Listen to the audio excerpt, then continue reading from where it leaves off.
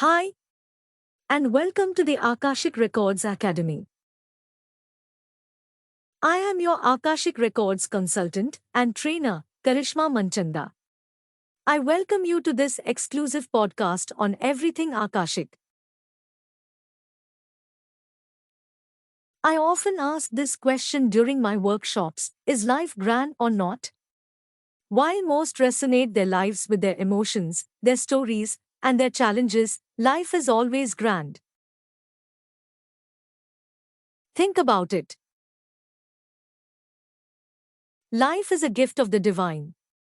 It is the energy of the Creator flowing through its creation, the physical manifestation of the divine soul. As humans, we perceive that we do not have any control over our lives.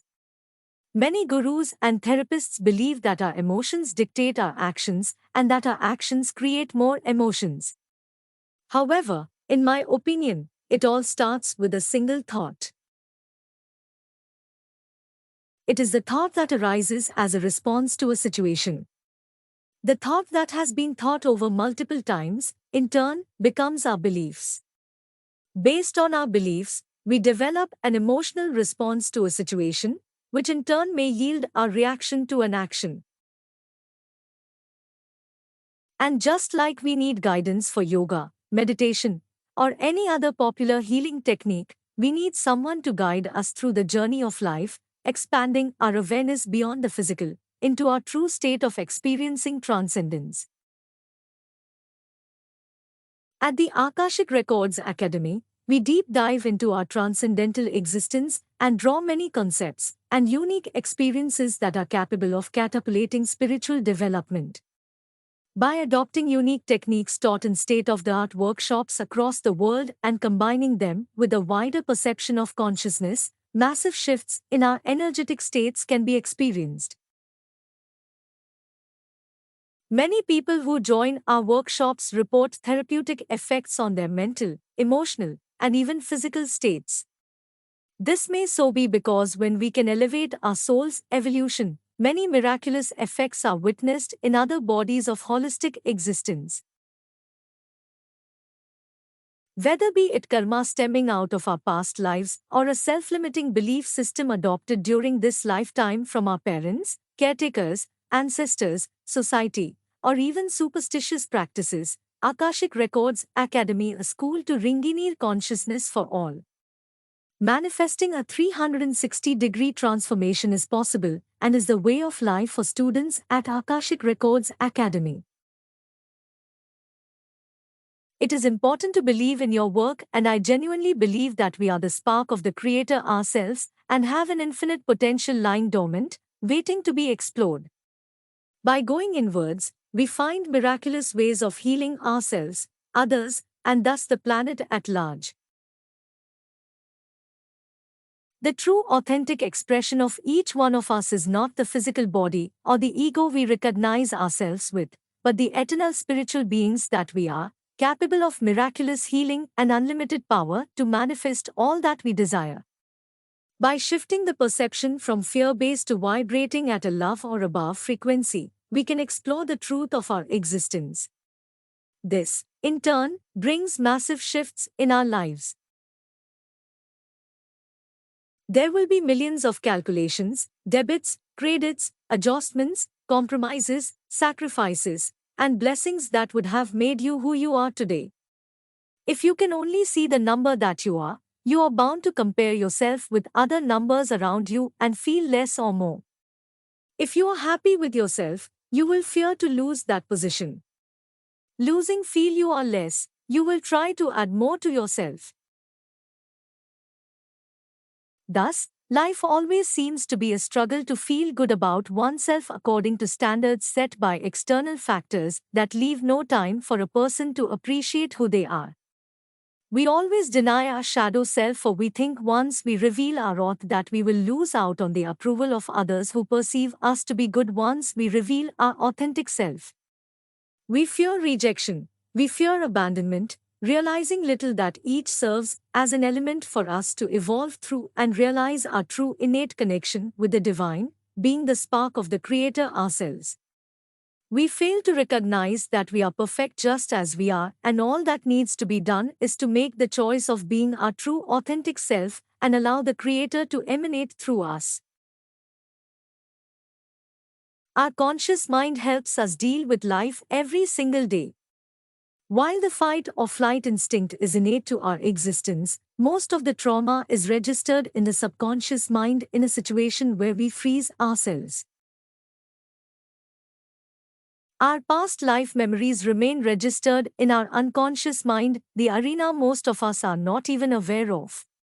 While the beliefs that we inculcate in this lifetime remain stored in our subconscious mind, our superconscious mind still remembers its innate connection with the divine.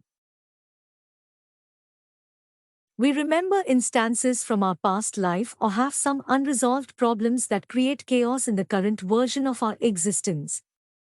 As we are born again, our subconscious mind carries over its thoughts and memories.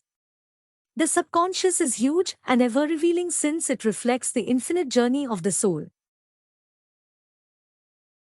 Even science has proven that we are all energy and everything that exists is vibrating at different frequencies. At a soul level, our subconscious mind registers each experience as a memory that is waiting to be remembered and resolved. While our mind is programmed to believe only in what can be experienced through the five physical senses, the sixth sense and other clear senses are vital to experiencing healing beyond the physical. This creates a veil of separation between self and all that exists around us. While time is a nonlinear dimension in non-human existence, this also separates us from our experiences of past lives. Once we start realizing the expanse of our journey and how those millions of small experiences spread out over time converge to form us, the need to compare ourselves with others and demean ourselves will simply drift away. A memory, whether it has from childhood or current life or past life, is just an experience that the energies could not accept or imbibe due to the sheer intensity of the emotions involved. Like a detective, it retraces the steps to solve a mystery. Our past life memories do exist somewhere in our subconscious mind. An American psychiatrist, Ian Stevenson, states that he worked for the University of Virginia School of Medicine for 50 years and did extensive work with children, most of them under 5, who could recall their past lives. He narrated that he even visited the homes and calibrated the situations of these children's past lives to ensure the stated accounts were credible. Like him, numerous experts have studied the cases of reincarnation, including Dr. Jim B. Tucker. However, the biggest evidence is that when one is healed of their past life memories, their lives start changing to an extent that their medical reports change, and they are sometimes healed from things that medical sciences could neither diagnose nor resolve. Louise Hay, Anita Munjani, and several other people have published accounts of their experiences through their subtle energies that healed them of cancer and other such diseases, to the complete astonishment of their medical practitioners. Our thoughts and emotions are signals or expressions from our subconscious mind to our conscious, conveying what is happening inside. Our consciousness today is the final number that represents the turnover on our soul's balance sheet. And in this wonderful time of massive shifts, it is easier than ever for our souls to shed off the old limiting paradigm and move into a brand new avatar. So, if you wish to revamp your life to manifest love and abundance, the first step is to re-engineer your conscious engineer and own your responsibility to make wiser choices. It is only when we weed out our being a victim mentality, own our shadow self, and become the creator of our destiny, that the law of attraction truly starts to align in our highest best. This is an interesting paradigm. If you read the book Power vs. Force by David R. Hawkins, there is a hierarchy of levels of human consciousness. It is also easy to figure out where you fall on this hierarchy based on your current life situation. From low to high, the levels of consciousness are shame, guilt, apathy, grief, fear, desire, anger, pride, courage, neutrality, willingness, acceptance, reason, love, joy, peace, and enlightenment. While we can pop in and out of different levels at various times, usually there is a predominant normal state for us. If you are reading this blog, chances are you are at least at the level of courage, because if you were at a lower level, you would likely have no conscious interest in personal growth. I will go over these levels in order, mostly focusing on the ones between courage and reason, since that is the range where you are most likely to land. The labels are Hawkins. The descriptions of each level are based on Hawkins' descriptions but blended with my thoughts. If you are interested in getting a soul profiling done from me, this scale of consciousness will be particularly of interest to you. Let us dive deep into it now. Hawkins defines this as a logarithmic scale, so there are far fewer people at the higher levels than at the lower ones. An increase from one level to another will result in an enormous change in your life. The first emotion is that of shame. It is just a step above death. You are probably contemplating suicide at this level. Either that or you are a serial killer. Think of this as self-directed hatred. Next, we have guilt. A step above shame, but you still may be having thoughts of suicide. You think of yourself as a sinner, unable to forgive yourself for past transgressions. Then comes apathy. It is a feeling of hopelessness or being victimized. The state of learned helplessness. Many homeless people are stuck here. Then we have grief. It is a state of perpetual sadness and loss. You might drop down here after losing a loved one. Next is depression. Still higher than apathy since you are beginning to escape the numbness. Then we have fear. It occurs when we view the world around us as dangerous and unsafe. Then comes a state of paranoia. In this stage, usually, you will need help to rise above this level, or you will remain trapped for a long time, such as in an abusive relationship. Then we have desire. This desire is not to be confused with setting and achieving goals. This is the level of addiction, craving, and lust for money, approval, power, fame, etc. Consumerism and materialism fall into this category, and so does addictions of any sort. This is the level of smoking, drinking, and taking other substances of abuse or addiction to sex or shopping or any other form of emotional bypassing. Lust is the other name of desire here. Never confuse this with love or attachment to others. Next is anger. This arises as a result of frustration, often from not having your desires met at the lower level. This level can spur you to action at higher levels, or it can keep you stuck in hatred. In an abusive relationship, you will often see an angry person coupled with a fearful person. Then comes pride. This is the first level where you start to feel good, but it is a false feeling. It is dependent on external circumstances, money, prestige, etc., so it is vulnerable. Pride can lead to nationalism, racism, and religious wars.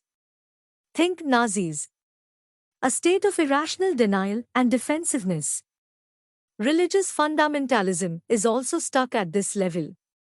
You become so closely enmeshed in your beliefs that you see an attack on your beliefs as an attack on you. The next stage is courage. This is the first level of true strength.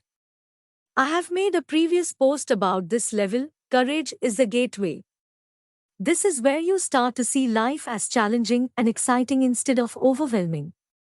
You begin to have an inkling of interest in personal growth, although at this level you will probably call it something else like skill building, career advancement, education, etc. You start to see your future as an improvement upon your past, rather than a continuation of the same. Then comes neutrality. This level is epitomized by the phrase, live and let live. It is flexible, relaxed, and unattached. Whatever happens, you roll with the punches. You do not have anything to prove.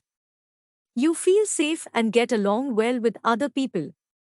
A lot of self-employed people are at this level. A very comfortable place. The level of complacency and laziness. You are taking care of your needs, but you do not push yourself too hard. Then we have a state of willingness. It is now when you are safe and comfortable, you start using your energy more effectively. Just getting by is not good enough anymore. You begin caring about doing a good job, perhaps even your best. You think about time management and productivity and getting organized, things that were not so important to you at the level of neutrality. Think of this level as the development of willpower and self-discipline. These people are the troopers of society, they get things done well and do not complain much. If you are in school, then you are a good student, you take your studies seriously and put in the time to do a good job. This is the point where your consciousness becomes more organized and disciplined. Acceptance is the next stage. It is in this state that a powerful shift happens, and you awaken to the possibilities of living proactively. At the level of willingness, you have become competent, and now you want to put your abilities to good use. This is the level of setting and achieving goals. I do not like the label acceptance that Hawkins uses here, but it means that you begin accepting responsibility for your role in the world. If something is not right about your life, your career, your health, your relationship, you define your desired outcome and change it. You start to see the big picture of your life more clearly. This level drives many people to switch careers, start a new business, or change their diets. Then comes a state of reason. At this level, you transcend the emotional aspects of the lower levels and begin to think clearly and rationally. Hawkins defines this as the level of medicine and science. The way I see it, when you reach this level, you become capable of using your reasoning abilities to their fullest extent. You now have the discipline and the proactivity to fully exploit your natural abilities. You have reached the point where you say, wow, I can do all this stuff, and I know I must put it to good use. So, what's the best use of my talents? You look around the world and start making meaningful contributions. At the very high end, this is the level of Einstein and Freud. It is probably obvious that most people never reach this level in their entire lives. Then comes the power of love. I do not like Hawkins' label love here because this is not the emotion of love that we experience with one another. It is rather the unconditional acceptance, a permanent understanding of your connectedness with all that exists. Think compassion. At the level of reason, you live in service to your head. But that eventually becomes a dead end where you fall into the trap of over-intellectualizing it. You see that you need a bigger context than just thinking for its own sake. At the level of love, you now place your head and all your other talents and abilities in service to your heart, not your emotions, but your greater sense of right and wrong, your conscience. I see this as the level of awakening to your true purpose. Your motives at this level are pure and uncorrupted by the desires of the ego. This is the level of lifetime service to humanity. Think of Mother Teresa and Dr. Albert Schweitzer. At this level, you also begin to be guided by a force greater than yourself. It is a feeling of letting go. Your intuition becomes extremely strong. Hawkins claims this level is reached only by 1 in 250 people during their entire lifetimes. Mastering the art of love, you move to the next stage, which is joy, a state of pervasive, unshakable happiness. Eckhart Tolle describes this state in The Power of Now, a guide to spiritual enlightenment. The level of saints and advanced spiritual teachers. Just being around people at this level makes you feel incredible. At this level, life is fully guided by synchronicity and intuition. There is no more need to set goals and make detailed plans. The expansion of your consciousness allows you to operate at a much higher level. A near-death experience can temporarily bump you to this level. Enlightenment, the highest level of human consciousness, where humanity blends with divinity. Extremely rare. The level of Krishna, Buddha, and Jesus. Even just thinking about people at this level can raise your consciousness. I hope you will find this model worthy of reflection. Not only people but also objects, events, and whole societies can be ranked at these levels. Within your own life, you will see that some parts of your life are at different levels than others, but you should be able to identify your current overall level.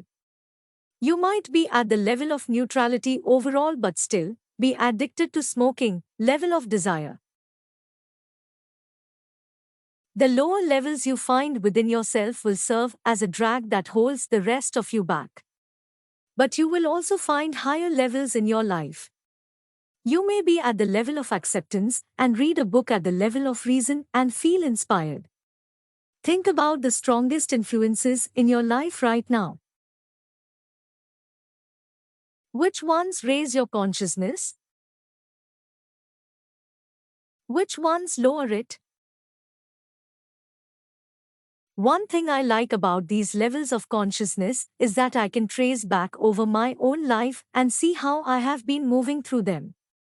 I remember being stuck at the level of guilt for a long time. As a child, I was indoctrinated into a belief system where I was a helpless sinner, being judged according to the standards of someone at the level of love or higher. From there, I graduated to a state of apathy, feeling numb to the whole thing. By high school, I had reached the level of pride. I was a straight-A student, captain of the academic decathlon team, and showered with accolades and awards, but I became dependent on them.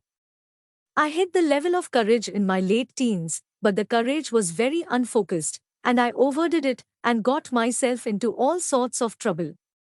I then spent about a year in neutrality and moved through willingness and acceptance during my 20s with a lot of conscious effort. At present, I'm at the level of reason and getting closer and closer to completing the leap to love. I experience the state of love more and more often, and it is guiding many of my decisions already, but it has not yet stuck as my natural state. I have also experienced a state of joy for days at a time, but never with any permanence yet. That state is a pervasive feeling of natural euphoria, as if I am exploding on the inside with positive energy. It forces me to smile. We will naturally fluctuate between multiple states throughout the course of any given week, so you will probably see a range of 3-4 levels where you spend most of your time. One way to figure out your natural state is to think about how you perform under pressure. If you squeeze an orange, you get orange juice because that is what is inside. What comes out of you when you get squeezed by external events? Do you become paranoid and shut down, fear? Do you start yelling at people, anger? Do you become defensive, pride? What happens to me under pressure is that I become hyperanalytical, but recently I just had a pressure situation where I handled it mostly by intuition, which was a big change for me. This tells me I am getting close to the unconditional love state because, in that state, intuition can be effectively accessed even under pressure. Progressing from one level to the next requires an enormous amount of energy.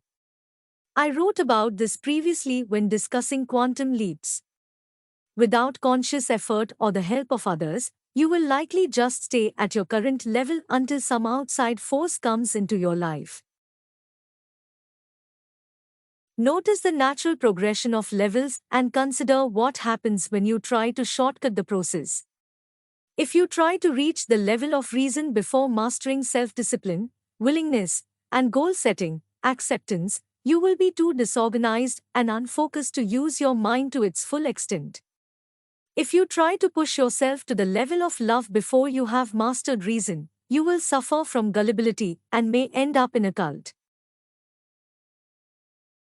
Going up even one level can be extremely hard. Most people do not do so in their entire lives. A change in just one level can radically alter everything in your life. Therefore, people below the level of courage are not likely to progress without external help. Courage is required to work on this with a conscious effort. It boils down to repeatedly betting your whole reality for the chance to become more conscious and aware. But whenever you reach that next level, you realize clearly that it was a good bet. For example, when you hit the level of courage, all your past fears and false pride seem silly to you now. When you reach the level of acceptance, setting and achieving goals, you look back on the level of willingness and see you were like a mouse running on a treadmill. You were a good runner, but you didn't pick a direction. I think the most important work we can do as human beings are to raise our level of consciousness. When we do this, we spread higher levels of consciousness to everyone around us. Imagine what an incredible world this would be if we could at least get everyone to the level of acceptance. According to Hawkins, 85% of the people on Earth live below the level of courage. When you temporarily experience higher levels, you can see where you must go next. You have one of those moments of clarity where you understand that things must change.